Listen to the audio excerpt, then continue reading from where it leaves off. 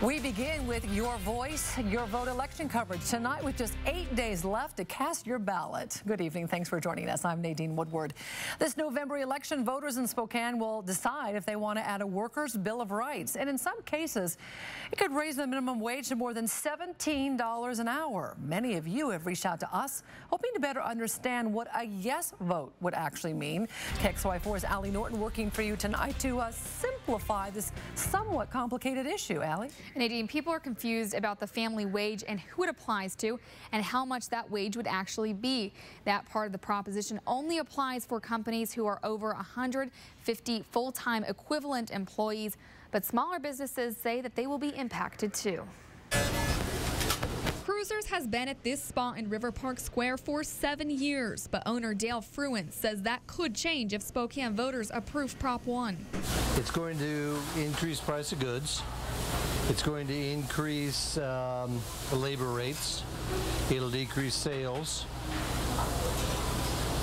There's nothing good about it. Prop 1, also known as the Worker Bill of Rights, would do 4 things. First, ensure that human rights come before corporate rights. Second, equal pay for equal work. Third, companies with over 10 employees have to have just cause to terminate someone. And finally, companies with more than 150 full-time equivalent employees would pay a family wage. You know, I think we're in a situation where it's really about an equity question, and those who hold, greater wealth, for instance, well, it's time to share. HUSCHKE says that family wage would be up to the city to calculate, but he explains that the Washington self-sufficient standard for Spokane County is $17.40 per hour. This is about moving us away from a poverty wage to actually a living wage, and it's actually a boon for Spokane, and it's not going to cause the calamities that the opposition wants to claim. It's actually going to be good for everyone. FRUIN doesn't think so. While the family wage doesn't apply to him, he thinks he'll still have to raise wages to compete with other businesses. And that's difficult when you're small because, we don't have the resources that a major corporation has.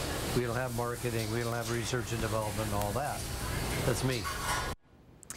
And if passed, Proposition 1 wouldn't go into effect until next year. The family wage part of it would be a gradual increase over 3 years, and Envision Spokane says that is so businesses can acclimate to the change. So now it's up to the voters. In the studio tonight, I'm Allie Norton, KXLY 4 News.